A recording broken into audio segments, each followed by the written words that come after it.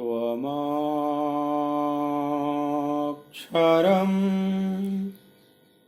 परमं वेदितव्यं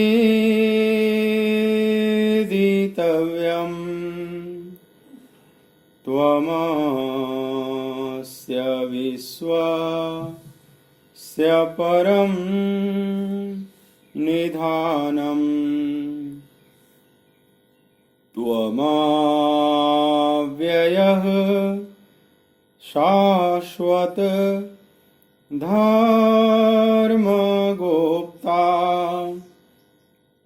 सनातनस्त्वं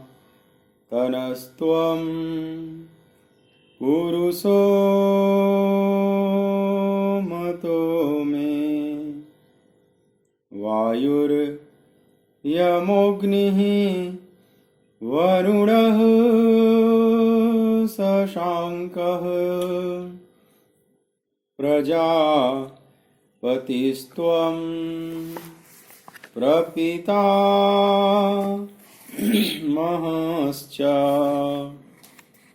नमो नमस्तेस्तु सहस्रकृत्वः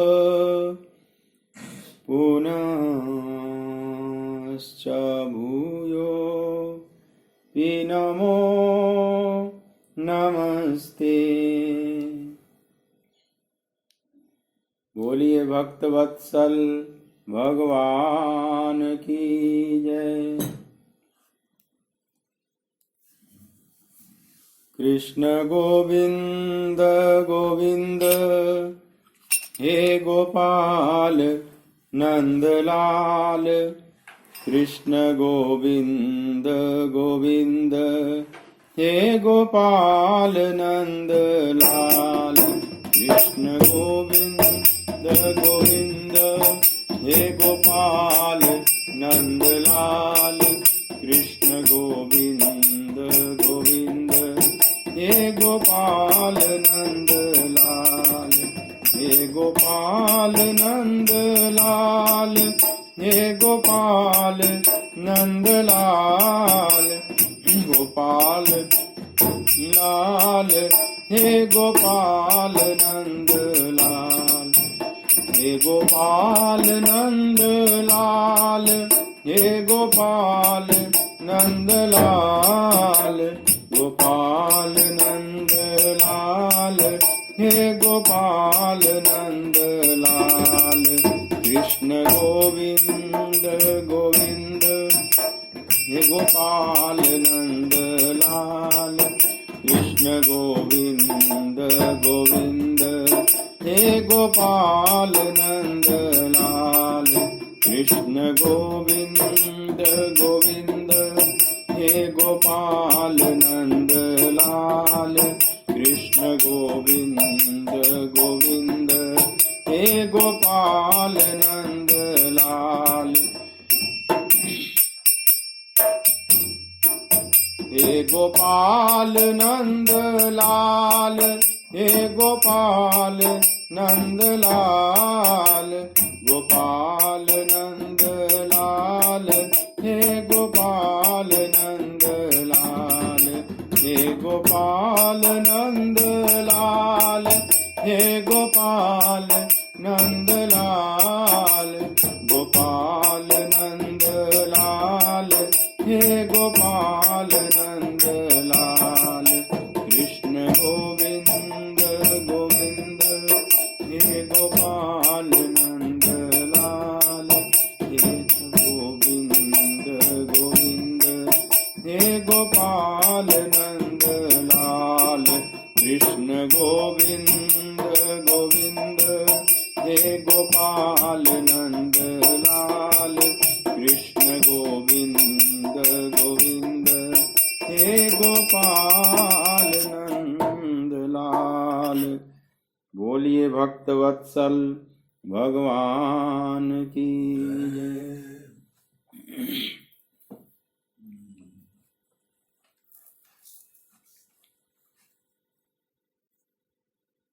श्रीमद् भगवत गीता ज्ञान यज्ञ के इस मांगलिक सत्संग सत्र में मेरी तरफ से, आराधना कुंज की तरफ से, वृंदावन धाम की तरफ से आप सभी प्रभु चरणानुरागी, भगवत चरणानुरागी भक्त वृंदों का हार्दिक स्वागत है।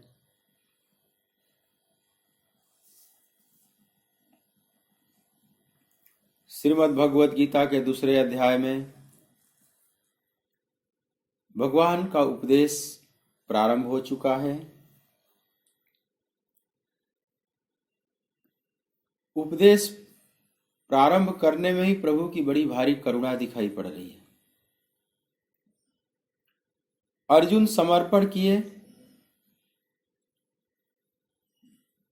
शिष्य रूप में अपने को समर्पित कर दिए भगवान के चरणों में। जो आप कहेंगे वो मैं करूंगा, यह भी अर्जुन ने कहा। आप मेरा मार्गदर्शन करें, मैं बिल्कुल भ्रमित हूं, धर्म के विषय में मेरा ज्ञान शून्य हो चुका है। लेकिन इसके बाद भी अर्जुन कहते हैं कि न युद्ध से इति गोविंद, हे गोविंद, लेकिन मैं युद्ध नहीं करूंगा। अब ये दोनों बातें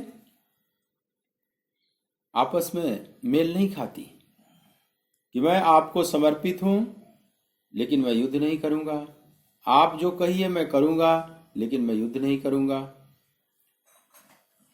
लेकिन फिर भी इस निर्णय अनिर्णय की स्थिति में झूल रहे अर्जुन को देखकर भी भगवान ने गीता का ज्ञान देना प्रारंभ किया। उसका कारण है कि प्रभु अंदर की देखते हैं। अंदर से अर्जुन भगवान के प्रति समर्पित हो चुके हैं, सद्गुरु रूप में कृष्ण को वरण कर चुके हैं, उनसे अपने मार्गदर्शन की याचना कर रहे हैं अंदर से। लेकिन भी ऊपर से थोड़ा प्रेम कलह है, क्योंकि मित्रता भी है, सगे संबंधी भी हैं, दोनों भाई सदृश हैं, फुफेरे भाई भी हैं। कभी कभी वो भाव भी आता है और वह भाव थोड़ा प्रेम कलह को जन्म देता है कि मैं युद्ध नहीं करूंगा। जब अर्जुन अपने भीतर देखते हैं तो समर्पण हो जाता है। कृष्ण की भगवत्ता को देखते हैं तो भगवान के प्रति समर्पण का भाव जगता है। लेकिन थोड़े से ऊपर आते हैं तो फिर वह रूठा रूठी, इसको प्रेम कलह कहा जाता है कि मैं युद्ध नहीं करूंगा। और भगवान भीतर की देखते हैं, इसलिए कृष्ण की यह जो वाणी प्रारंभ हुई उसमें बड़ी करुणा है। अर्जुन की यह स्थिति है जैसे एक हाथ से घर बना रहे हैं, जैसे घर की नींव रखी जा रही है, एक हाथ से ईंट रखी जा रही है, दूसरे हाथ से उठा ले रहे हैं, तो वह घर कभी निर्मित होगा? एक तरफ समर्पण करते जा रहे हैं, दूसरी तरफ फिर कहते हैं कि नहीं, निर्णय तो जो मैंने लिया है उसी पर कायम रहूंगा। परंतु ये कहना केवल ऊपर ऊपर की है। भगवान ने भीतर से देखा कि अर्जुन समर्पित हो चुके हैं, इसलिए अर्जुन पर थोड़े चोट करते हुए, थोड़ा प्रहार करते हुए भगवान ने यह गीता की वाणी प्रारंभ की। मतलब उस करुण प्रवाह के पीछे थोड़ा सा करुण प्रहार भी किए, उसमें भी करुणा है। अर्जुन एकदम और लाइन पर आ जाएं, एकदम भीतर बाहर दोनों तरफ से समर्पित हो जाएं। इसीलिए भगवान थोड़े से चोट करते हुए, थोड़े व्यंगात्मक हंसी हंसते हुए अर्जुन के प्रति यह बात कही। दूसरे अध्याय का जो 11वां श्लोक है, कुछ बातें हम लोगों ने कल की थी, कुछ और बातें आप समझे। आइए इस श्लोक का पहले सस्वर पाठ करते हैं। अशोच्यान्ननुशोचस्त्वं प्रज्ञा वादांश्च भाससे गतासूंश्च नानुशोचन्ति पंडिताः। श्री भगवान बोले, हे अर्जुन, तू शोक करने योग्य मनुष्यों के लिए शोक करता है, तू न शोक करने योग्य मनुष्यों के लिए शोक करता है और पंडितों के से वचनों को कहता है। परंतु जिनके प्राण चले गए हैं उनके लिए, और जिनके प्राण नहीं गए हैं उनके लिए भी पंडित जन शोक नहीं करते। इस श्लोक को दो खंडों में आप बांटें। जो ऊपर का लाइन है उसमें प्रश्नवाचक चिन्ह के साथ अर्जुन को थोड़ा फटकार लगाई गई है, अर्जुन को थोड़े चोट किए हैं भगवान। और जो नीचे की लाइन है इसमें प्रज्ञावान पुरुष, ज्ञानी पुरुष की क्या परिभाषा होती है भगवान ने उसको परिभाषित किया। असोच्यान अन्वसोचस्तम प्रज्ञावादांश भाष से, इसमें चोट है, एक फटकार है कि तू न शोक करने योग्य मनुष्यों के लिए शोक करता है, और प्रज्ञावादांश प्रज्ञावान पुरुषों के लिए प्रज्ञा पुरुषों की तरह बात करता है, स्थित प्रज्ञ की तरह बात करता है। देखिए इस श्लोक, ये जो अध्याय है जहां से भगवान का उपदेश प्रारंभ हुआ, ये प्रज्ञावादांश जो शब्द आया, और गीता के लास्ट में अर्जुन जब प्रश्न करेंगे 54वें श्लोक में इसी स्थित प्रज्ञ की बात करेंगे। ये जो प्रज्ञा शब्द है बड़ा महत्वपूर्ण है गीता के लिए। इस प्रज्ञा वादांश शब्द से ही गीता प्रारंभ होती है, कृष्ण का उपदेश प्रारंभ होता है ठीक ठीक। और इसी प्रज्ञावान पुरुष के बारे में अर्जुन प्रश्न करेंगे 54वें श्लोक में, और 55वें श्लोक से लेकर 72वें श्लोक तक, मतलब 18 श्लोकों में भगवान इसी प्रज्ञावान पुरुष की बात करेंगे। उनके क्या लक्षण होते हैं, उनके पूरे लक्षण तो आगे बताएंगे 18 श्लोकों में। जिसको स्थित प्रज्ञ कहा जाता है, जिसकी प्रज्ञा स्थित हो चुकी, या यहां पर जो कहते हैं प्रज्ञावादांश भासते, तो वे प्रज्ञावान पुरुष कैसे होते हैं उसकी थोड़ी परिभाषा यहां पर दे दिया, और इसका विस्तृत लक्षण बताएंगे 18 श्लोकों में अध्याय की समाप्ति पर्यंत।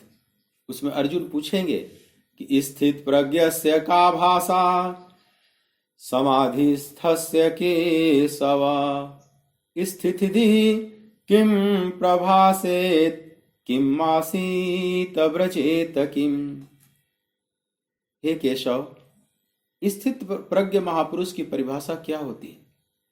स्थित प्रज्ञ से का भाषा समाधिस्थस्य केशव, समाधि में डूबे हुए उस प्रज्ञावान पुरुष की क्या परिभाषा होती है?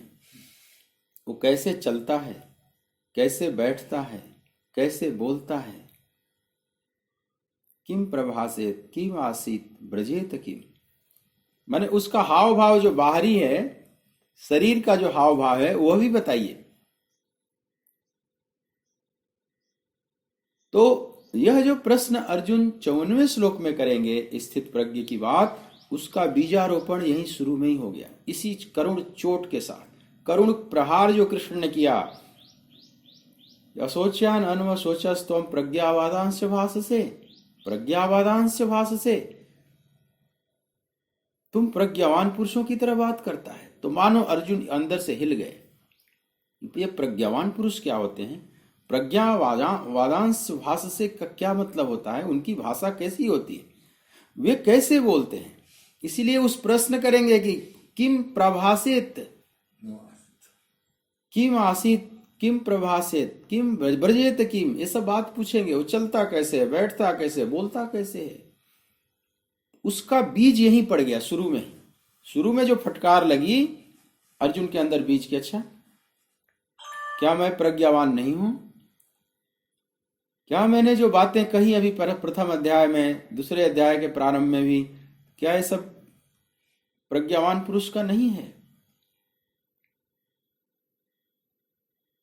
मैंने जो बड़ी बड़ी शास्त्र की बातें की वो प्रज्ञावान पुरुष के नहीं है, प्रज्ञावादांश भाष से नहीं है। तो कृष्ण कहते हैं कि नहीं। तो अर्जुन पूछते हैं कि फिर कैसे वो बोलता है? किम प्रभासित। तो वह प्रश्न पकड़ के बैठे हुए अर्जुन।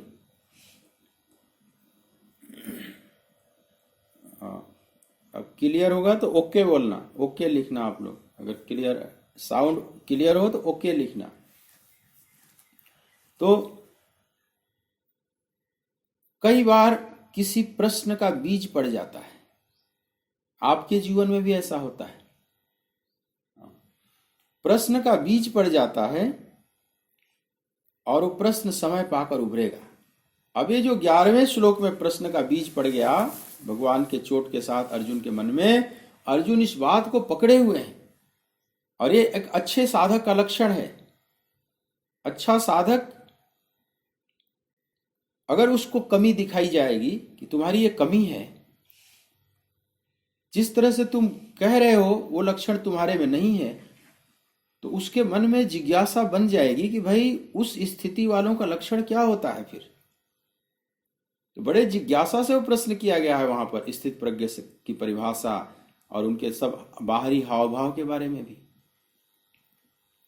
और भगवान खूब खुलकर बोले हैं, शायद इतना खुलकर कृष्ण बोले होंगे महापुरुषों के लक्षण के बारे में जितना उस 18 श्लोकों में बोले हैं। जो भी कहने जैसी बातें हैं सब कह दिए, लेकिन उसका बीज यहां पड़ा, प्रज्ञावादांश भाषते। ये प्रज्ञावान पुरुष, ये स्थित प्रज्ञ पुरुष कृष्ण को बहुत प्रिय है। गीता का यह बहुत प्रिय शब्द है। प्रज्ञा किसको कहते हैं? प्रज्ञा कहते हैं ईश्वर की तरफ प्रवाहित बुद्धि।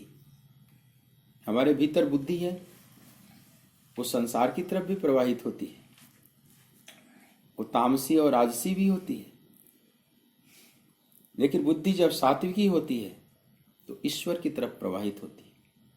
तो सात्विकी बुद्धि को ही प्रज्ञा कह लें या विवेक कह लें, ये कुल मिलते जुलते शब्द हैं, थोड़े थोड़े अंतर से मिलते जुलते शब्द हैं।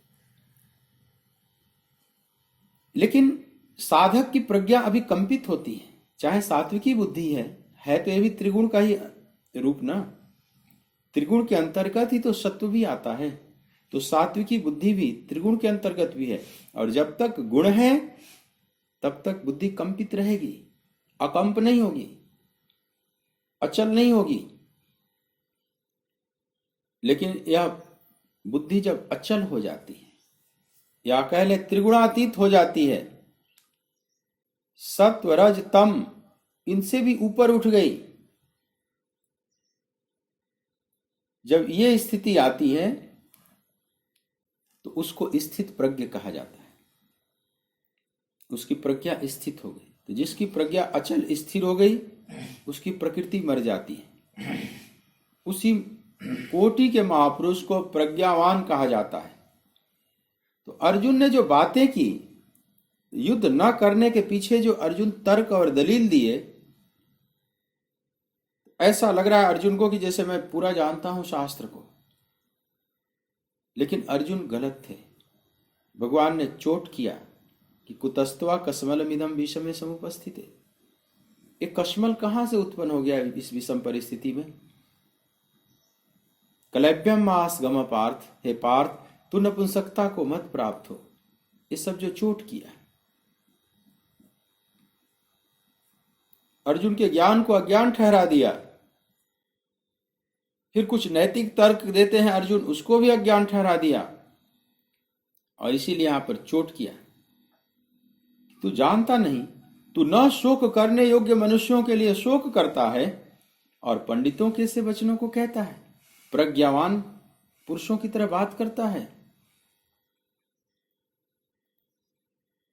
देखिए, शास्त्र की बात अज्ञानी भी कर सकते हैं, बड़ी कुशलता से कर सकते हैं, इसमें कोई दिक्कत नहीं। रावण बहुत बड़ा विद्वान था, शास्त्र खूब जानता था। अगर उससे कोई शास्त्रार्थ करे तो अच्छे अच्छों को हरा दे। रावण इतना विद्वान है, इतना भाषा विज्ञ भी है, इतना अलंकार जानता है कि उसने भगवान शिव की जो स्तुति की, जिसको शिव तांडव कहा जाता है, जटा कटा ही संभ्रमम, आप जो सुने पढ़े होंगे, उसमें ऐसे सुंदर सुंदर अलंकार को रखा है कि एक तरफ तो रावण के पुतले को लोग जलाते हैं दशहरे के दिन, रामलीला में रावण को वध किया जाता है, रावण कोई नाम नहीं रखता अपने बच्चों का, लेकिन उसी की लिखी गई स्तुति संत समाज में भी पढ़ी जाती है, सन्यासी वर्ग में भी उस स्तुति को पढ़ते हैं। लिखा हुआ है रावण का। रावण ज्ञानी नहीं है। रावण कुछ तपस्या करके कुछ शक्ति अर्जित किया, लेकिन वृत्ति उसकी आसुरी थी, उसकी वृत्ति शुद्ध नहीं हुई, महाआसुरी थी वृत्ति। और आसुरी वृत्ति को शक्ति अगर मिल जाए तो वह शक्ति विध्वंसात्मक होती है। इसलिए शक्ति अर्जित करने से पहले हमारे भीतर अंतःकरण का शुद्ध होना बहुत जरूरी है। इसलिए महर्षि पतंजलि ने अपने योग सूत्र में पहले यम नियम की बातें किया। आसन, प्राणायाम, प्रत्याहार, फिर धारणा, ध्यान, समाधि, ये सब बाद में किया। पहले यम और नियम का फाउंडेशन मजबूत होना चाहिए, तब उसके अंदर जो आध्यात्मिक शक्ति प्राप्त होगी उसका वो सदुपयोग कर पाएगा, नहीं तो दुरुपयोग कर देगा। रावण का यम नियम नहीं सधा था। अहिंसा, सत्य, अस्तेय, ब्रह्मचर्य, अपरिग्रह, इसको यम कहा जाता है, ये सब उसमें नहीं था। पहला ही है अहिंसा, वो तो महाहिंसक था। जय जय देश धेनु द्विज पावहि, नगर गांव पुर आग लगावहि। बरनि न जाई अनीत घोर निशाचर, जो करही हिंसा पर अति प्रीत, तिनके पाप ही कौन मिति। इन असुरों ने जो तांडव मचाया धरती पर कि उसका ठीक ठीक वर्णन नहीं किया जा सकता। वरनि न जाई अनीत, जो इतने अनैतिक हैं, जिनकी वृत्ति इतनी दूषित है। मां नहीं मात पिता नहीं देवा, साधुन सन करवा वही सेवा। न माता पिता की बात मानते हैं, न देवताओं की मानते हैं। संतों की सेवा क्या करेंगे, उन्हीं से सेवा लेने लगे। साधुन सन करवा वही सेवा।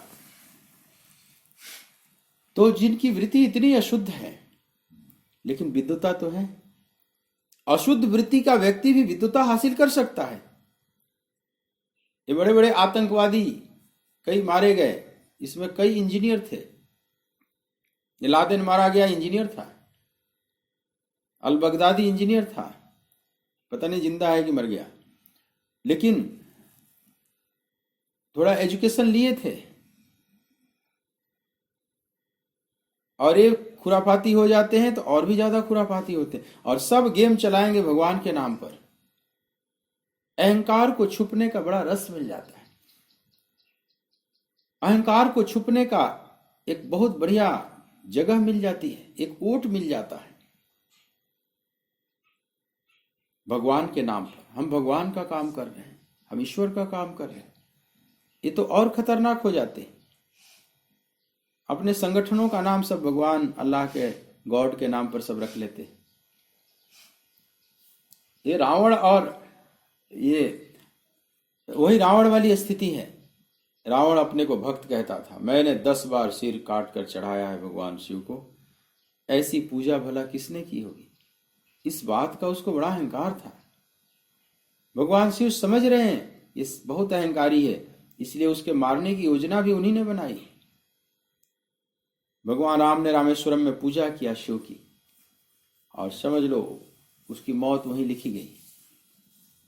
अगर ये रावण भक्त होता भगवान का, भगवान शिव का, तो शिव की पूजा राम कर रहे हैं, और अगर भक्त होता तो सेतु निर्मित ही नहीं होता।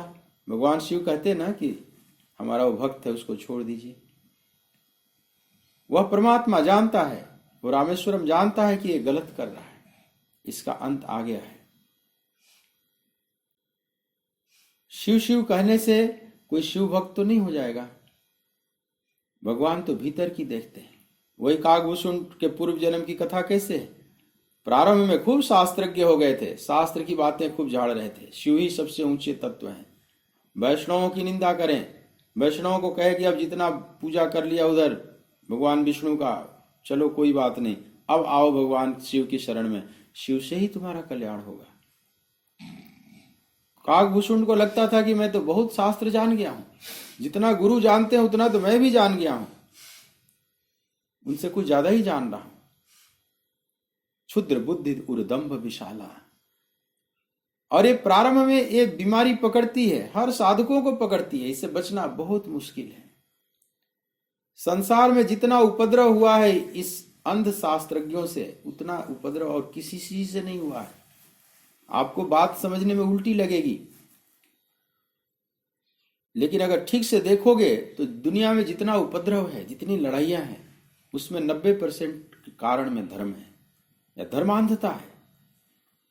सब अपने अपने शास्त्र को लेकर बैठे हुए हैं, सब उदाहरण निकाल कर देते हैं, एक दूसरे पर तर्क की कैंची चलाते रहते हैं, कीचड़ उछालते रहते हैं। इस पुराण में लिखा है, उस उप पुराण में लिखा है, फलाना में लिखा है, डिमाका में लिखा है, और अपने अपने ढंग से सब अर्थ निकाल कर सिद्ध करने में लगे। कौन किसकी सुन रहा है? छोटे छोटे कुएं में बैठे हुए कूप मेंढक जितना दुनिया का अनिष्ट किए हैं, उतना और किसी ने नहीं किया है। देखने में लोग बड़े अहिंसक लगेंगे, बहुत अपने को अहिंसक कहेंगे, मैं तो एकदम नॉन वायलेंस हूं, मैं तो चींटी भी नहीं मारता। लेकिन विचारों से इन्होंने जितना दूषित किया इस धरती को, क्या वो हिंसा नहीं है? उसको किस कोटि में रखोगे? रावण कहता है कि मैं बड़ा भारी भक्त हूं, लेकिन अंदर से चित्तवृत्ति दूषित है, लेकिन वो स्वीकार नहीं करेगा। जितने सब कुल सांप्रदायिक रूढ़ियां हैं या आतंकवादी संगठन है, हम उसको आतंकवादी कहते हैं, वे तो अपने को आतंकवादी नहीं कहते। वे अपने समाज में बड़े पूज्य हैं, वे तो बड़े धर्मगुरु हैं। वे कहते हैं कि मैं ही शास्त्र जानता हूं, पूरी दुनिया को हमारे हिसाब से हो जाने दो, अगर नहीं होगे तो मैं जबरदस्ती बनाऊंगा। कोई हिंसा का मार्ग अपना लेते हैं, शस्त्र उठा लेते हैं। कुछ संप्रदाय शस्त्र नहीं उठाएंगे, वाणी से ही कैंची चलाते रहते हैं, और ये हर धर्म में पाए जाते हैं। शास्त्र नहीं जानते, शास्त्र जानने का बड़ा भारी दंभ करते हैं, लेकिन कोई महापुरुष उस पर चोट करता है। प्रज्ञावादांश भासते असोच्यान अनुवसोचस्तम प्रज्ञावादांश भासते। प्रज्ञावान पुरुषों की तरह बात करता है और जानता कुछ नहीं। रामकृष्ण देव के पास जब महेंद्र नाथ गुप्त आए, जिन्होंने वचनामृत लिखी, श्री रामकृष्ण वचनामृत, आप उसको पढ़ना कभी, द गॉस्पेल ऑफ रामकृष्णा, दुनिया के 50 भाषाओं में उसका अनुवाद हो चुका है। बंगला में रामकृष्ण कथामृत है, हिंदी में सूर्यकांत त्रिपाठी निराला ने स्वयं अनुवाद किया है। हिंदी जगत के इतने बड़े महाकवि ने जिसका बंगला से हिंदी में अनुवाद किया है, उसका नाम है रामकृष्ण वचनामृत। बहुत अद्भुत पुस्तक है। जिन्होंने लिखी उनके परम शिष्य श्री महेंद्र नाथ गुप्त, वे लिखते हैं कि मैं शुरू में जब ठाकुर के पास गया तो तर्क बुद्धि थी, बड़े पढ़े लिखे थे, कलकत्ता के एमए किए हुए थे अंग्रेजी से और साइकोलॉजी से, बड़े तार्किक थे। रामकृष्ण देव ने पूछा कि तुझे साकार अच्छा लगता है या निराकार? तो महेंद्रनाथ गुप्त कहते हैं कि महाराज निराकार ज्यादा अच्छा लगता है। रामकृष्ण देव ने कहा कि ठीक है, निराकार तुझे अच्छा लगता है, उसी से तुम्हारी बात बन जाएगी, लेकिन साकार का खंडन मत करना, बस इतनी सी धैर्य रखना। तो महेंद्रनाथ गुप्त कहते हैं कि मैं थोड़ा तर्क में आगे बढ़ा कि महाराज वो ये सब काठ पित्तल और धातुओं की मूर्तियां तो नहीं होने लगा ना, पत्थर की मूर्तियां तो नहीं होने लगा।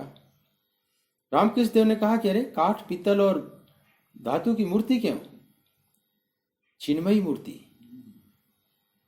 महेंद्रनाथ गुप्त कहते हैं मैं समझ नहीं पाया उस समय कि चिन्मयी मूर्ति का क्या मतलब है, लेकिन रामकृष्ण देव ने बहुत फटकार लगाई कि तुम कलकत्ता वालों में यही एक बीमारी आ गई, आता जाता कुछ नहीं और हर जगह तर्क करना। अरे जिसका ये सारा जगत है, जिसने अखिल ब्रह्मांड बनाया, उसी ने मूर्तियां भी बनाई, उसी ने पूजा का विधान भी बनाया, तुम्हारा सिर क्यों फट रहा है? अपने घर का ठीक से पता ही नहीं और पूरे गांव का कितना जमा पूंजी है समझने चले हो। पहले खुद को तो समझ लो। हाँ, साकार भी मार्ग है, निराकार भी मार्ग है, दोनों मार्गों से सत्य की अनुभूति होती है। लेकिन यहां पर कहाँ संतुष्ट होता है साधक? जो निराकारवादी है वो साकार का खंडन करेंगे, कहेंगे कि हमारा ही मार्ग है, बाकी तो सब भटके हुए हैं, ये तो मूर्ति पूजा कर रहे हैं। आज दुनिया में सबसे ज्यादा घृणा है इसी बात को लेकर। जो मूर्ति भंजक है, जो अरबियन धर्म है जो भारत में आया, उसको सबसे ज्यादा इसी बात को लेकर एलर्जी हुई। मैंने साकार निराकार के झगड़े ने धरती को इतना नरक बनाया है कि तुम गहराई से विचार करोगे तो उसका हिसाब नहीं। वे कहते हैं कि मैं सही हूं, ये सब काफिर हैं, और उसके पीछे हजार तर्क देंगे। कुछ तो ऐसे हैं जो हमारी वेद पुराण शास्त्रों को पढ़कर उसी में से अर्थ निकाल कर सिद्ध करते हैं। देखो, तुम्हारे वेद में भी लिखा है, उपनिषद में भी लिखा है, ये बात गीता में भी लिखी हुई है। गीता के श्लोकों को रबड़ की तरह सब खींच रहे हैं। निराकारवादी उसमें निराकार सिद्ध कर रहे हैं, साकारवादी साकार सिद्ध कर रहे हैं, सब अपने अपने सिद्ध करने में लगे हुए। लेकिन कौन सही है? सही दोनों में से कोई भी नहीं है। जो सही है वो वाणी का विषय नहीं, लेकिन सही इतने अर्थ में दोनों हैं कि चलने के लिए सही है। ये दोनों एक एक मार्ग है, ये दोनों मार्ग उस मंजिल तक ले जाते हैं, लेकिन मंजिल कोई भी नहीं। तुम मार्ग को ही मंजिल मान लेते हो, भूल यही होती है। तुमने निराकार मार्ग एक तुझे दिया गया, समझते हो कि यही मंजिल है। मंजिल न साकार है न निराकार है। वही साकारवादियों की बीमारी है। वो एक मूर्ति बना लेते हैं, वो एक फोटो रख लेंगे, वो एक चित्र धारण कर लेंगे हृदय में और कहेंगे बस यही कृष्ण है, ये बंसी बजाते हुए गोलोक धाम में है। इसी तरह से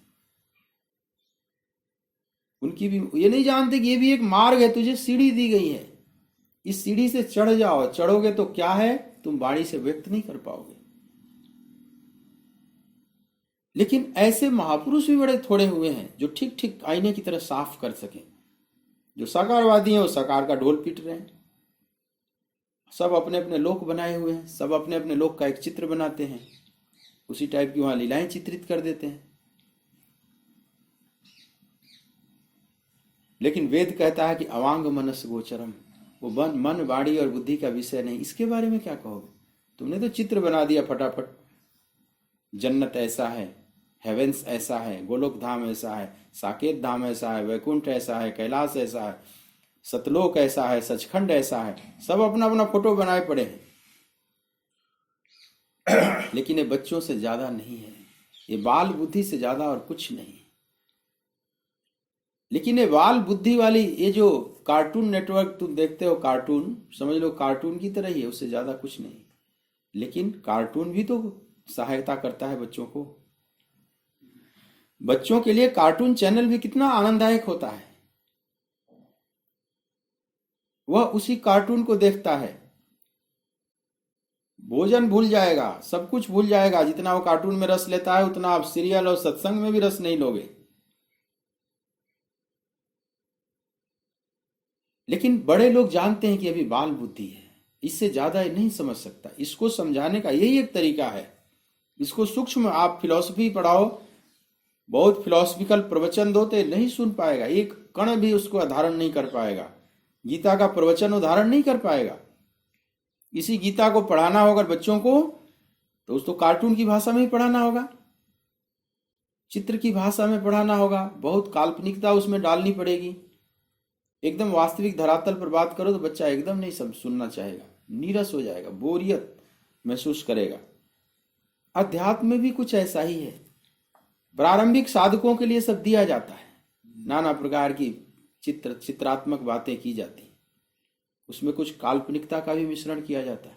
इसमें ऋषियों की करुणा है, तुम्हें लाना है, तुम्हारे बिगड़ैल मन को किसी तरह से रास्ते पर लाना है, और तुम उसी को सत्य मान लेते हो कि ऐसा ही गोलोक धाम है तो ऐसा ही जन्नत है, वहां शराब के चश्मे बह रहे हैं, 72 हूरें मिलेंगी, हरे हरे वृक्ष हैं। ये जितने आतंकवादी संगठन है इनका जाकर देखो, कई बार तोड़ा गया। जब अफगानिस्तान में जब बम ब्लास्ट किया, अमेरिका ने सब तोड़ के तहस नहस बनाया, तो जो अड्डे बनाए हुए थे आतंकवादी जहां प्रशिक्षण देते थे बच्चों का, उन घरों को जाकर देखे, अंदर चित्र बनाए हैं दीवालों पर। देखो ये जन्नत है। अब सुखा देश का ये धर्म है, तो जन्नत में क्या है? तो हरे हरे पेड़ है, खूब लता कुंज निकुंज है, पूरा वृंदावन है, शीतल नदियां बह रही हैं, शराब के चश्मे बह रहे हैं, ऐसा लिखा हुआ है। थोड़ा बहुत शराब नहीं, शराब के चश्मे बह रहे हैं। अब 72 अनछुए हुर्रे मिलेंगी। जो तुम्हारी कामनाएं और वासनाएं हैं उसको खूब रबड़ की तरह और खींच कर वहां दिखाया जाता है। यहां तुम एक हुर्रे नहीं मिलती ढंग से, वहां अनछुए हुर्रे मिलेंगी 72। तो क्यों नहीं शस्त्र उठा के मरेगा कि मरूंगा, अल्लाह का काम कर रहा हूं एकदम 72 हुर्रों के साथ। और ये उपद्रव सब जगह है। अपने भी पुराणों में शास्त्र स्वर्ग की दशा पढ़ोगे तो यही है। वहां भी कुल उर्वशी, रंभा, मेनका कुल नाच रही है। इंद्र को जब देखो तो धुआं उड़ रहा है और आग रंग में अपना मस्त है, सुरापान कर रहे। इंद्र का जैसे और कोई काम ही नहीं, एक महाविषयी आदमी जैसे दिखाई पड़ता है, ऐसे इंद्र का सिंहासन दिखाई पड़ता है, राग रंग में ही डूबे हुए हैं। ये सब प्रतीक की भाषा में बताई जाती है। हमारे भीतर जो कुल कामनाएं, वासनाएं, इच्छाएं हैं, उसी को बढ़ाकर। लेकिन ये सारी चीजें जो जन्नत का चित्रण है, चाहे गोलोक का चित्रण है, चाहे कहीं का भी है, उसको एकदम से गलत भी न कहो। परंतु शुरू वालों के लिए और कोई उपाय ही नहीं। जैसे बच्चे के लिए कार्टून से ज्यादा समझाने का और कोई उपाय ही नहीं। उसके लिए कार्टून ही एकमात्र सहारा बन सकता है, मददगार बन सकता है। लेकिन बच्चा बड़ा हो जाए और उस कार्टून को ही पकड़े रहे, चिपके रहे, तो कहेंगे कि ये तो शरीर से बड़ा हो गया, बुद्धि से बड़ा नहीं हुआ। लेकिन बच्चों का छूटता चला जाता है। घर में आप देखते हो बच्चे जैसे बड़े होते चले जाते हैं। 5 साल के हैं तो दिन भर रिमोट लेकर कार्टून नेटवर्क को ही देख रहे हैं, और जब बड़े होते जाते हैं धीरे धीरे उनका स्वरूप बदलता चला जाता है। छोटे छोटे अब सीरियल देखेंगे, फिल्म देखेंगे, संगीत सुनेंगे। वही बड़ा हो जाता है 15-20 साल का, तो कार्टून भूल कर नहीं देखता।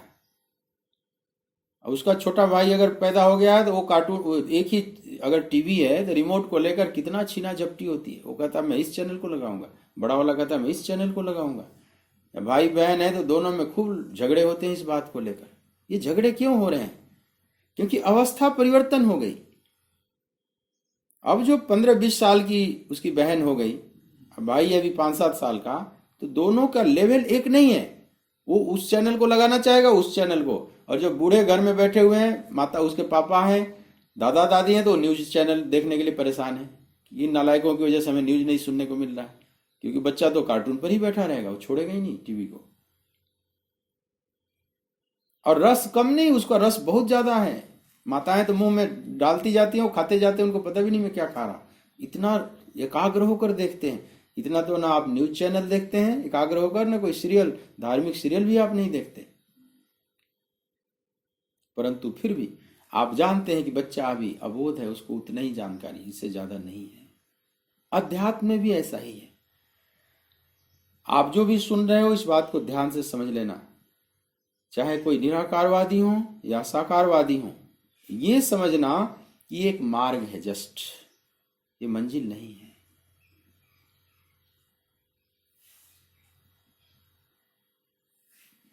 मैं ब्रह्मा कुमारियों में गया तो कहते निराकार शिव, निराकार परमात्मा। एक अलग से निराकार शब्द लगा दिया। मैंने कहा परमात्मा क्यों नहीं कह रहे हो, ये निराकार परमात्मा क्यों कह रहे हो? परमात्मा शब्द अपने आप में पूर्ण है। तुमने उसमें निराकार लगाकर एक उपद्रव खड़ा कर दिया कि नहीं? फिर साकारवादियों को तुमने चैलेंज किया कि नहीं? और फिर कहते हो विश्व शांति की बात, मैं विश्व शांति करूंगा। विश्व शांति का सपना सब ये ढोल पीट रहे हैं। ये तो वैसे ही जैसे तुम रेत पर घर बना रहे हो अज्ञानी, और ज्ञानी होने का दम्भ भरते हो। खाली मीठी मीठी बोल देने से, बड़े स्वीट बोल देने से कोई सात्विक नहीं हो जाता। ये स्वीट बोलने वाले ही बड़े हिंसक भी होते हैं। इनका हिंसा बाहर से नहीं दिखाई पड़ेगा, ये थोड़ा अलग व्हाइट वायलेंस है। व्हाइट वायलेंस से बचना। दुर्योधन की हिंसा, रावण की हिंसा दिखाई भी पड़ जाएगी, उसमें सुधार का गुंजाइश भी है। लेकिन जो व्हाइट वायलेंस वाले होते हैं, ये कभी नहीं इनको सुधारना आसान नहीं, क्योंकि उनको अपनी हिंसा दिखाई नहीं पड़ रही। वो सोच रहे हैं कि मैं बड़ी विनम्रता से बात करता हूं, बड़ी मीठी भाषा में बात करता हूं। मीठी भाषा में तो कृष्ण भी बात कर रहे थे, कितने लोग सुने।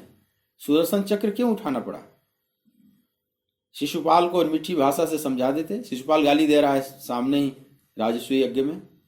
अगर कृष्ण की वहीं बंसी का तान छेड़ देते ना, जैसे जमुना किनारे छेड़े थे शरद पूर्णिमा को, तो सारा शिशुपाल वगैरह सब भक्त हो जाते। लेकिन भगवान जानते हैं कि ये असुर स्वभाव के लोग ये बंसी की ध्वनि नहीं सुन सकते, ये सुदर्शन चक्र की ही भाषा समझ सकते हैं। इसलिए कृष्ण के एक हाथ में बंसी बज रही है, दूसरे हाथ में सुदर्शन चक्र भी है, और इस संतुलन को जो समझ लेगा वही कृष्ण को ठीक ठीक समझेगा।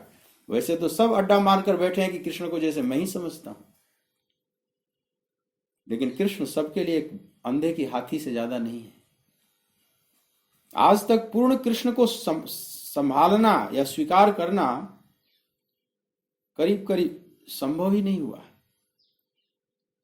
कृष्ण की अगर पूर्ण प्रतिमा बनानी होगी तुझे, तो एक हाथ में बंसी बज रही है, दूसरे हाथ में सुदर्शन चक्र नाच रहा है। एक प्रतिमा ऐसी बननी चाहिए, वो पूर्ण कृष्ण को व्यक्त करेगी। लेकिन बंसी वाले होंगे तो सुदर्शन चक्र से एकदम एलर्जी है, उनको घृणा करेंगे। सुदर्शन चक्र वाले हैं तो उनको बंसी से एकदम एलर्जी है। जो गीता का उपदेश देते हुए कुरुक्षेत्र में कृष्ण की बात करते हैं, वो वृंदावन वाले कृष्ण पर उनकी रुचि नहीं है। और जो वृंदावन बिहारी वाले कृष्ण में रस है, उनको वो गीता का ज्ञान दिए हुए, घोड़े का लगाम पकड़े हुए, सुदर्शन चक्र लिए हुए उस कृष्ण में, वो तो उनको पता चल जाता है कि वही कृष्ण है वृंदावन वाले जो कुरुक्षेत्र में गए हैं। अगर नहीं तो अलग कर दें उनको, बिल्कुल अलग, क्योंकि उनकी समझ से बाहर है। ये बंसी बजाने वाला सुदर्शन चक्र कैसे चला रहा है? ये बंसी बजाने वाले शस्त्र फेंक कर जो अर्जुन बैठा हुआ है पीछे, शस्त्र त्याग कर, उसको फिर से शस्त्र कैसे उठवा रहे हैं?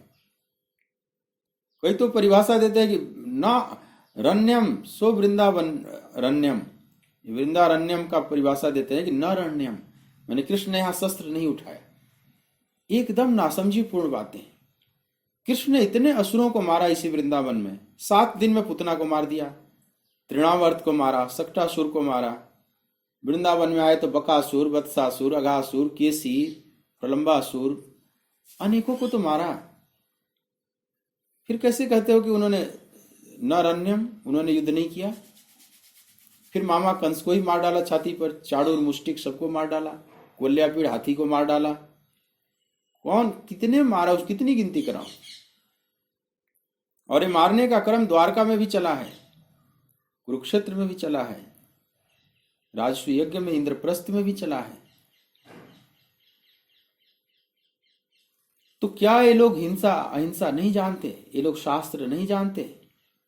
ये खूब शास्त्र जानते। राम की वह विश्लेषण करोगे वही उनकी भी स्थिति, हनुमान की विश्लेषण करोगे वही है, शिव का विश्लेषण करोगे वही है, जगदम्बा का 10 हाथों में शस्त्र देखोगे वही है। तो खुद समझ में ना आवे तो महाजनों ये न गतः सपंथा, जिस रास्ते से महापुरुष गए हैं उसका अनुसरण तो करो।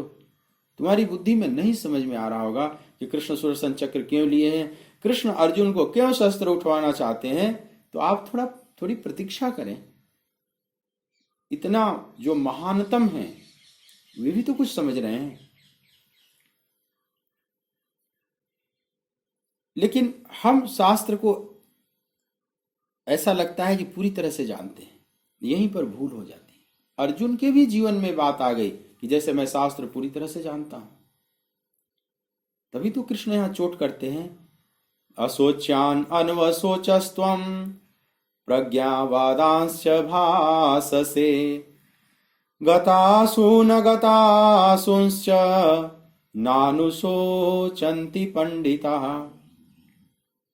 हे पार्थ, तू न शोक करने वालों के लिए शोक करता है और प्रज्ञावान पुरुषों की तरह बातें करता है। इस बात में कितनी चोट है।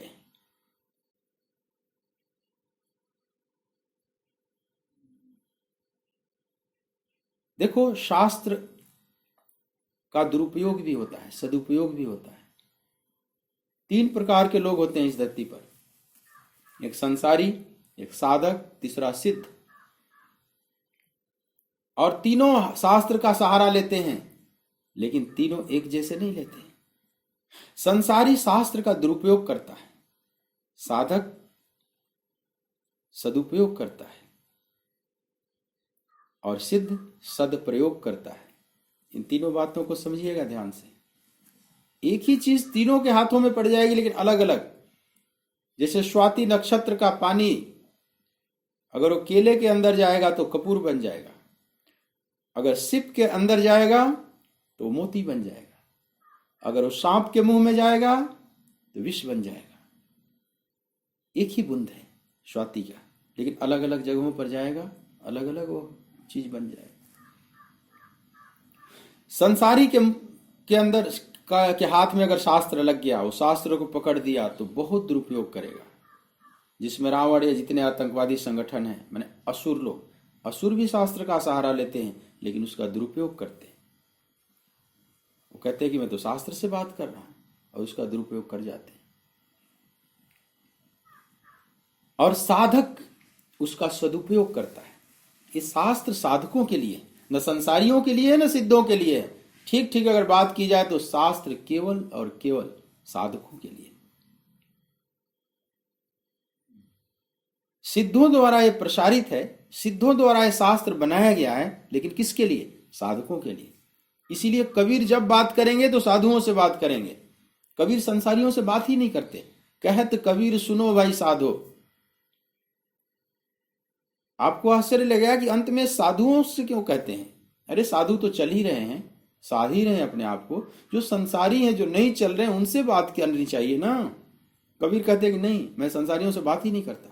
उनसे बात करनी व्यर्थ है, वे और दुरुपयोग कर देंगे मेरी बात का। वो उपयोग सदुपयोग नहीं करेंगे, दुरुपयोग जरूर करेंगे। कबीर कहते हैं कि नहीं, इसीलिए लास्ट में पद में आएगा कहत कबीर सुनो भाई साधो। एक टेक बन गया, कहत कबीर तो अपने आप आगे बोल देंगे सुनो भाई साधो। एक बढ़िया आश्चर्य है। तो किसी पद के लास्ट में या तो कहेंगे कहत कबीर सुनो भाई साधो, या तो प्रारंभ में ही कोई पद प्रारंभ करेंगे, कोई शब्द प्रारंभ करेंगे तो बोल देंगे साधु। संतों घर में झगड़ा भारी। अब संतों से बात कह रहे हैं। आमतौर पर लगेगा कि तो संसारियों से बात करनी चाहिए ना, लेकिन कहते हैं नहीं, संतों संतों अचरज एक भव भारी।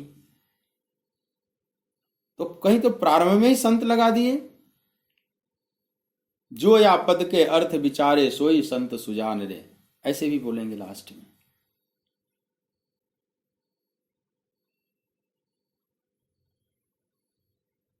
तो वे समझते हैं महापुरुष, यह जो मैं कह रहा हूं ये केवल चलने वालों के लिए, न चलने वालों के लिए नहीं है। अगर वो पकड़ लेगा इसको तो उसका महादुरुपयोग कर देगा। तो संसारी शास्त्र का दुरुपयोग करता है। संसारी में भी जो आसुरी वृत्ति के लोग हैं वे शास्त्र का दुरुपयोग कर देंगे। जो साधक हैं शास्त्र का सदुपयोग करते हैं। उनके लिए शास्त्र एक अनुशासन देता है, मार्गदर्शन करता है।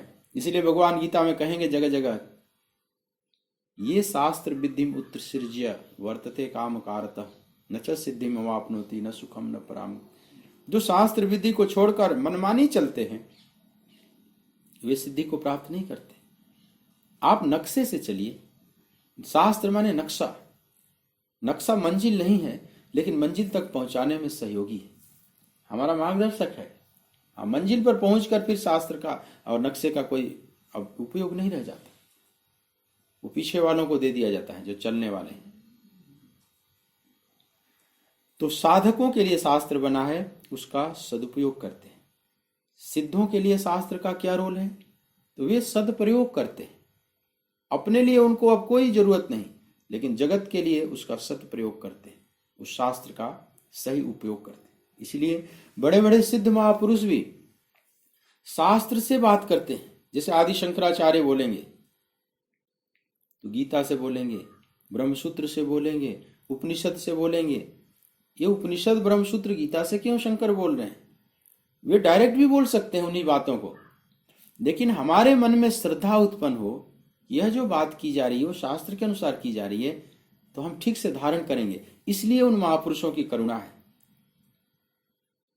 प्रस्थान त्रय की बात करते थे, गीता, ब्रह्मसूत्र और उपनिषद, इस तीन प्रस्थान को त्रय प्रस्थान कहते थे।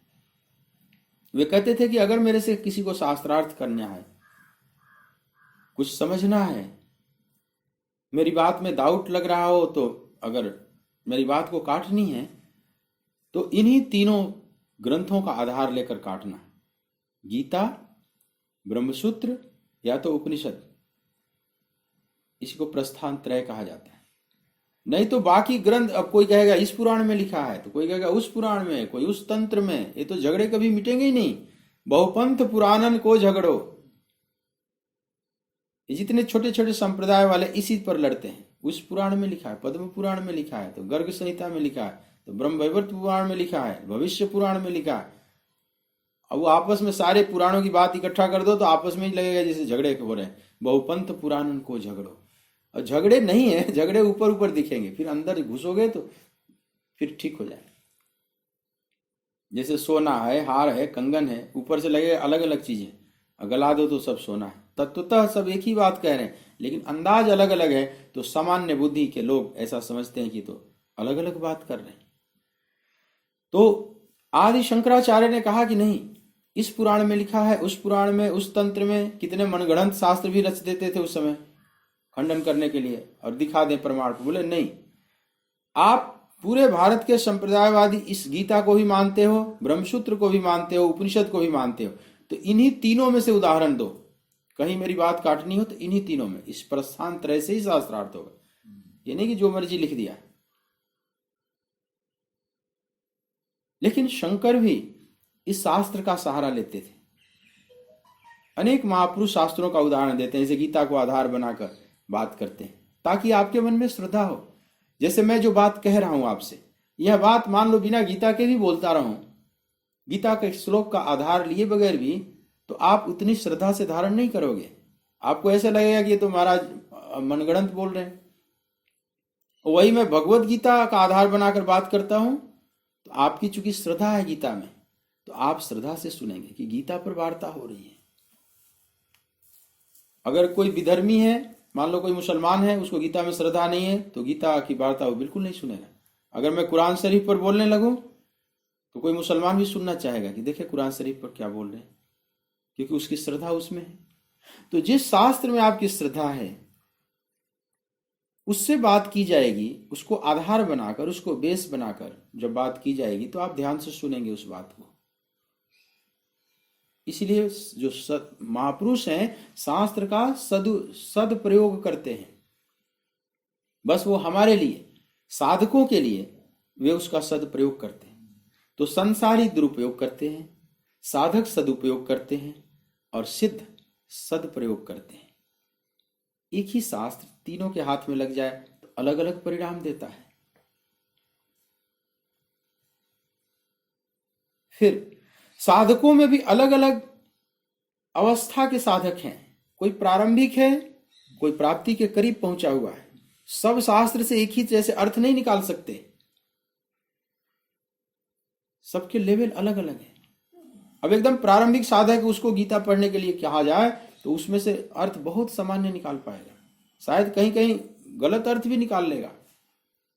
लेकिन उसी की जब अवस्था बदलती चली जाती है तो वो शास्त्र से कुछ और अर्थ, उसी खुद ही उसको आश्चर्य लगेगा कि मैं 15-20 साल पहले जो अर्थ समझता था, आज जो समझ रहा हूं, बड़ा फर्क है। तो हमारे भीतर की चेतना का लेवल जब ऊपर उठता चला जाता है तो शास्त्र भी उसी तल पर प्रकाशित होते चले जाते हैं और लगता है कि यहां तो मुझे कुछ नहीं दिखाई पड़ता था, यहां तो बहुत कुछ बातें हैं। जिस श्लोकों से आप गुजर गए बड़े झटके में, आपको वहां कुछ खास बातें नहीं दिखाई पड़ रही थी, और वहां दिखाई पड़ रहा है कि यहां तो बड़ा रत्न छुपा हुआ है, यहां तो जरा मिट्टी थोड़ा हटाओ, रत्न भरा हुआ है इस श्लोक के भीतर।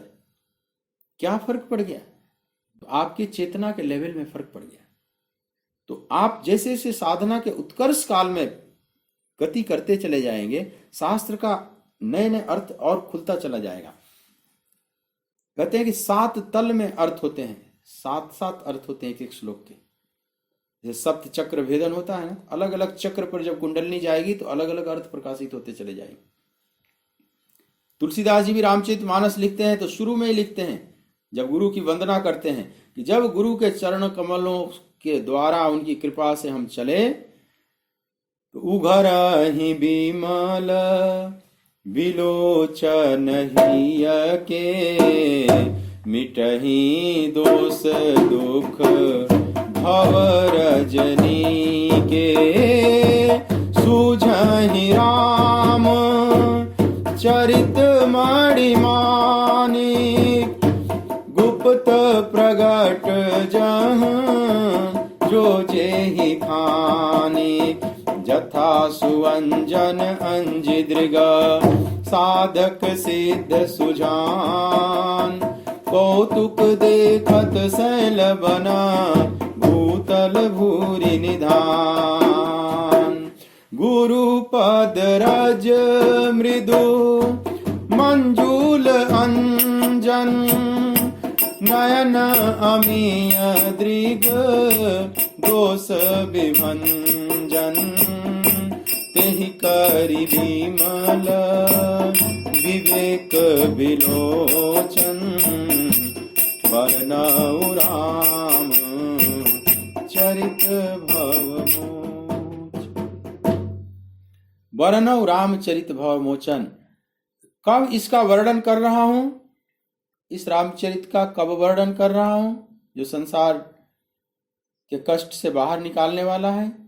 तो जब गुरु की कृपा हुई, मेरी दृष्टि निर्मल हुई, तो सूझहि रामचरित मणि माणिक।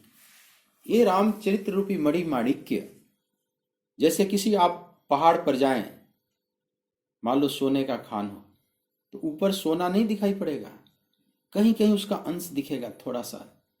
असली सोना तो अंदर है, असली हीरा तो अंदर है। तो कहते हैं कि यह जो खान में मणि माणिक्य छुपा हुआ है रामचरित रूपी, पहले मुझे नहीं दिखाई पड़ता था, तब अति रहूं अचेत, यद्यपि कहूं गुरु बारहि बारा। तुलसीदास कहते हैं कि मेरे गुरु नरहरियानंद ने बार बार कहा करुणावश, लेकिन समुझी परी नहीं बालपन, तब अति रहूं अचेत। मेरी चेतना बिल्कुल ढकी हुई थी, मैं पूरा नहीं समझ पाता था, लेकिन धीरे धीरे गुरु की कृपा से जब उघरहि विमल विलोचन हिय के, मिटहि दोष दुख भव रजनी के, तब सूझहि रामचरित मणि माणिक, गुप्त प्रगट जहां जे जोई खानी। जो ज्यादा गोपनीय है, प्रगट तो थोड़ा है। जथा सुअंजन अंज दृग साधक सिद्ध सुजान, कौतुक देखहि शैल बन भूतल भूरि निधान। जैसे सुअंजन लगाकर कोई उस पर्वत को देखने लगा, तो उसको अंदर का कुल दिखने लगा, खान के अंदर जो रत्न है। कौतुक देखें, अब उसमें एक बड़ा कौतुक होता है, जरे आश्चर्य ही आश्चर्य, जो दिखाई पड़ रहा है वो एक महा आश्चर्य है। तो कौतुक देखत शैल बन भूतल भूरि निधान, भूमि के तल के अंदर क्या क्या छुपा हुआ है, रत्न गर्भा। ऐसे ही शास्त्र रत्न गर्भा है, लेकिन आपको प्रारंभिक दृष्टि में रत्न नहीं दिखाई पड़ेंगे। और दृष्टि अगर सांप्रदायिक है, दृष्टि अगर कुप मेंढुक वाली है, दृष्टि संकीर्ण है, उदारवादी नहीं है, नैरो माइंडेड है, अस्टंच माइंडेड है, तो तुम्हें तो बहुत ऊपर ऊपर का दिखेगा। जब दृष्टि उदार होती है, दृष्टि यूनिवर्सल होती, यूनिवर्सल विजन जब खुलेगा, सार्वभौम दृष्टि जब आपकी खुलेगी, फिर यही शास्त्र जगमगाते हुए मणि की तरह दिखेंगे। यही भगवत गीता दिखेगी कि अरे क्यों इतना मनुष्य इसको प्रेम करते हैं, इस गीता से इतना क्यों प्रेम करते हैं। अभी तो कई लोग पाठ करते हैं, बड़े सूखा सूखा लगता है, बस वो इसलिए पाठ करते हैं कि सुने हैं, अपने पूर्वजों द्वारा, संतों द्वारा, सत्संगों द्वारा सुने हैं कि गीता एक बहुत दिव्य ग्रंथ है। तो गीता का पाठ करना चाहिए, मनुष्य को हर रोज गीता पाठ करना चाहिए। हम लोग भी कहते रहते हैं, तो बहुत लोगों को समझ में ना आवे, सूखा सूखा लगे, रस ना आवे। गीता से ज्यादा उनको सत्यनारायण की कथा में रस आता है। वो लीलावती कलावती की कथा सुनने में उनको बड़ा रस आता है। कहते हैं गीता में तो हमें समझ में नहीं आ रहा है। कार्तिक का महीना चल रहा है, कार्तिक की कथाएं सुनने में उनको मन लगता है। कई माताएं ऐसी होती है, उनको कार्तिक कथा याद हो जाती है, बचपन से ही सुने जा रही है। कोई पंडित अगर कथा कर रहे हैं कार्तिक की और भूल कर दिए, तो माताएं ही टोक देती हैं कि हाँ पंडित जी ऐसे नहीं ऐसे है। वो इतनी पक गई है सुन सुनकर, करवा चौथ की कथा सुन सुन के इतने पक गई है, उस कथा में क्या है, लेकिन शुरू वालों के लिए है, उसका मैं खंडन नहीं कर रहा, लेकिन उसी कथा पर पड़े हुए हो, तुम्हारा मन तो उसी कथाओं में लगता है, एकादशी द्वादशी की कथाएं सुनते हो, उसकी भी उसमें भी मन लगता है, लेकिन भगवत गीता में मन नहीं लगता। हाँ, भगवत गीता के प्रति श्रद्धा इसलिए है कि उच्च महापुरुषों ने कहा है इसके बारे में। अब उसकी वजह से आप पाठ कर रहे हो, बहुत लोग नहीं तो तुरंत छोड़ दें पाठ। लेकिन ये ठीक है, उच्च महापुरुषों ने कहा इसलिए उसको पढ़ना चाहिए, क्योंकि कुछ बात है, हो सकता है हमें अभी नहीं समझ में आ रही है बात, हमारी बुद्धि नहीं धारण कर पा रही है। मेरे घर में भी गीता रखी रहती थी,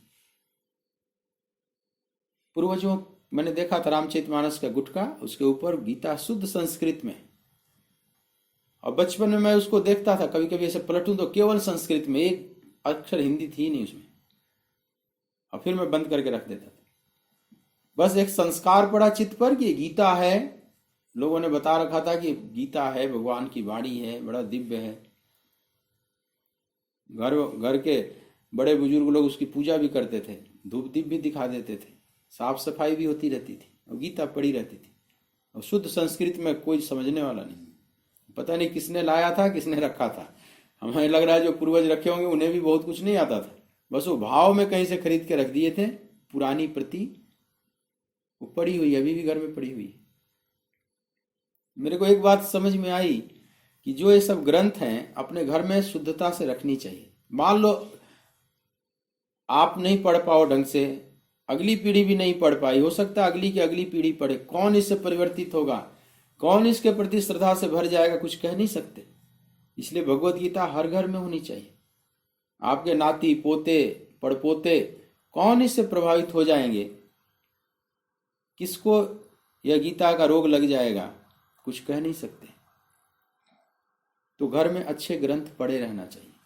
कौन अधिकारी कब आएगा, तो गीता का पाठ करें, लेकिन गीता को आप सब समझ रहे हैं ऐसा नहीं है।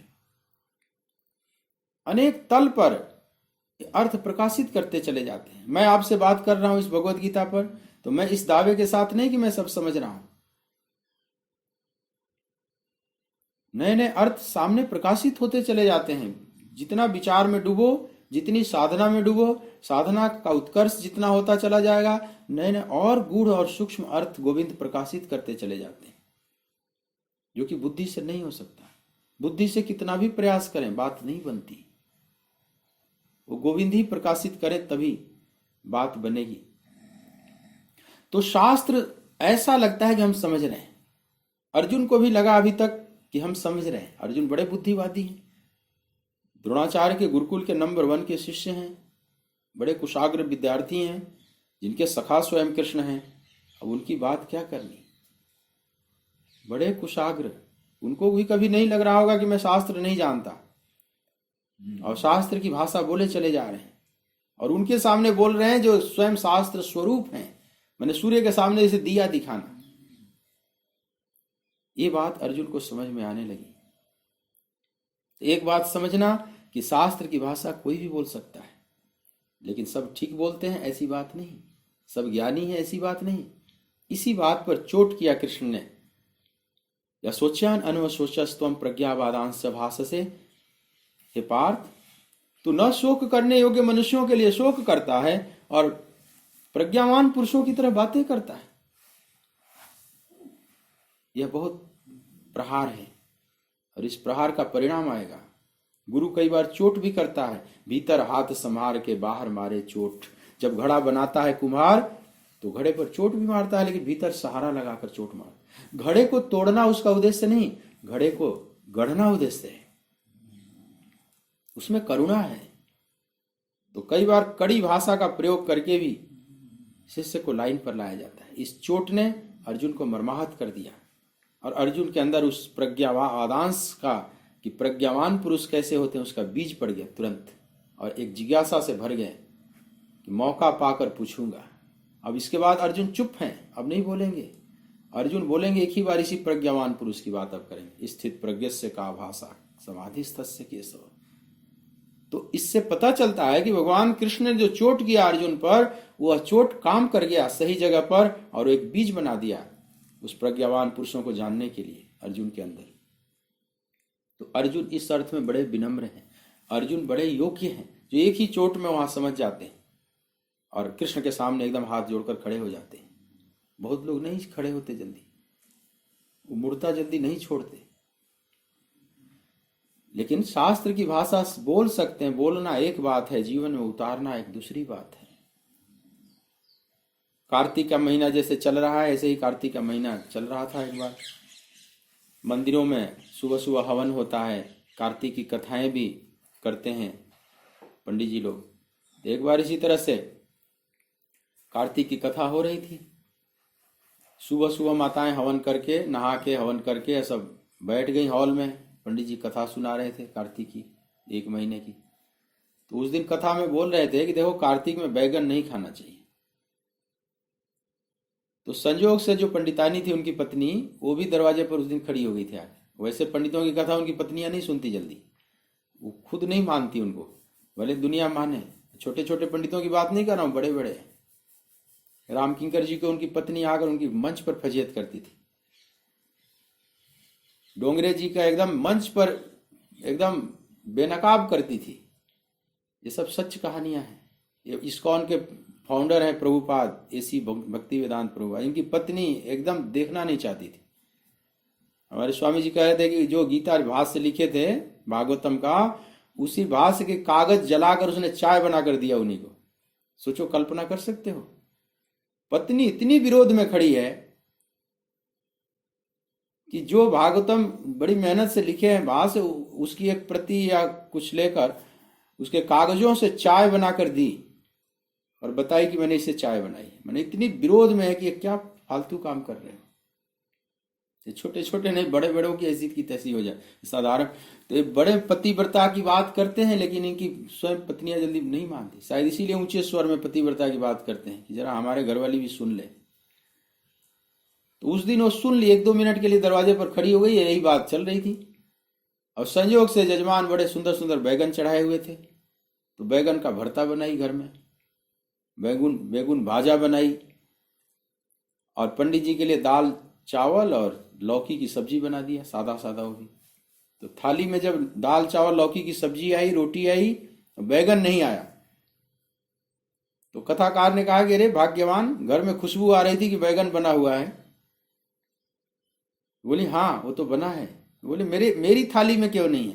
बोले आप ही ने तो कहा था सुबह सुबह कि कार्तिक में बैगन नहीं खाना चाहिए, इसलिए आपको नहीं दिया गया है। बोले अरे कहाँ, वो चौकी की बात चौके में ला दिया, ला यहाँ पर। वो सब चौकी पर जो बोल दिया, आसन पर बोल दिया, यहाँ थोड़ी चलेगा। ये है शास्त्र की भाषा बोलना अलग बात है, शास्त्र को जीवन में उतारना एक अलग बात है। चौकी पर कुछ और है, चौके में कुछ और है। और इस दोष के शिकार अधिकांश हो जाते हैं साधक, इसमें कोई ऐसी बात नहीं।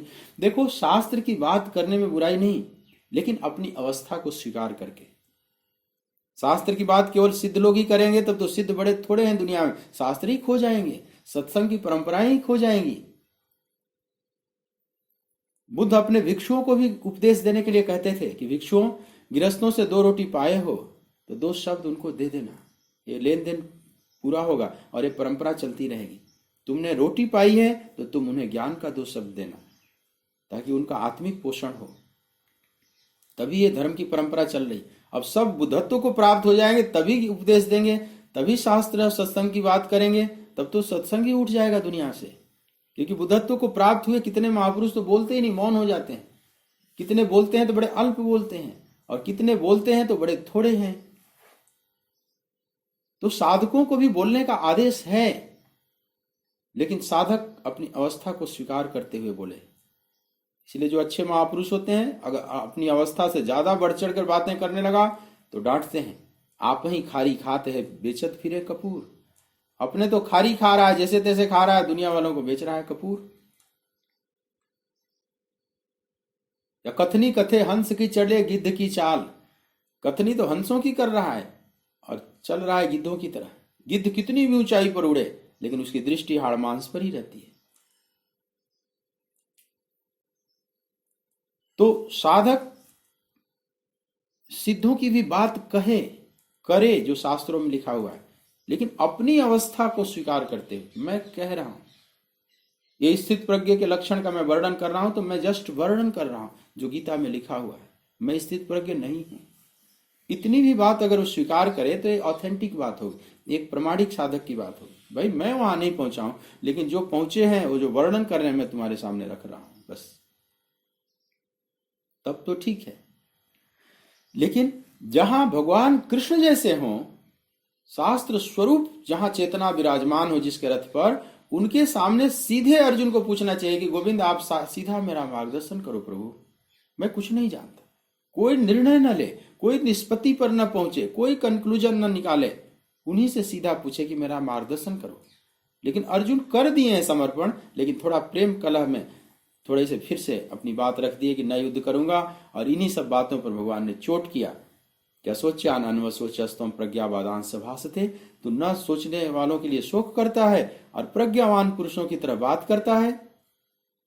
यह चोट। और उसके बाद प्रज्ञावान पुरुष क्या होते हैं इसका भी रख दिया उन्होंने, इसकी परिभाषा कि गतासु न सनानु शोचंती पंडिता। प्रार्थ ये प्रज्ञावान, ये पंडित, ये ज्ञानी कौन होते हैं? तो जो चले गए हैं शरीर से अथवा जो शरीर में हैं अभी इस धरती पर, दोनों के लिए शोक नहीं करते। उनके जीवन से शोक विदा हो जाती है। उनके जीवन से शोक क्यों विदा हो जाती है, इस प्रश्न पर कल थोड़े और विचार करें कि आखिर वे प्रज्ञावान पुरुष शोक क्यों नहीं करते। हमारे जीवन में इतने शोक क्यों हैं? हम शोक से बाहर निकलना चाहते हैं, शोकातीत होना चाहते हैं, लेकिन हम तो शोकातुर दिखाई पड़ते हैं। हम जितने शोकातीत होना चाहते हैं उतने ही शोकातुर दिखाई पड़ रहे हैं। आखिर क्यों? और प्रज्ञावान महापुरुषों के अंदर क्या घटना घट गई कि जो हैं अथवा जो नहीं है, दोनों के लिए उनके जीवन में शोक नहीं। किसी के लिए शोक है ही नहीं, मैंने शोक रहित, बियॉन्ड शोक, शोक से जैसे ऊपर उठ गए। आखिर क्यों? थोड़ी सी और बात करेंगे कल के प्रसंग में, समय पूरा होता है। आइए 2 मिनट कीर्तन मेरे साथ करें। गोविंद मेरो है, गोपाल मेरो है, गोविंद मेरो है, गोपाल मेरो है, मेरो बाके बिहारी नंदलाल मेरो है, मेरो बाके बिहारी नंदलाल मेरो है, गोविंद मेरो है, गोपाल मेरो है, गोविंद मेरो है, गोपाल मेरो है, मेरो माँ के बिहारी नंदलाल मेरो है, मेरो माँ के बिहारी नंदलाल मेरो है, गोविंद मेरो है, गोपाल मेरो है, गोविंद मेरो है, गोपाल मेरो है। बोलिए भक्तवत्सल भगवान की, सच्चिदानंद भगवान की जय। ओम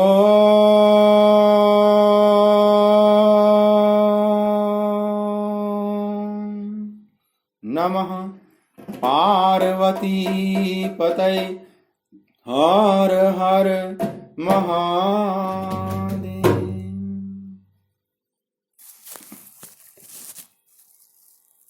हाँ, जय श्री कृष्ण।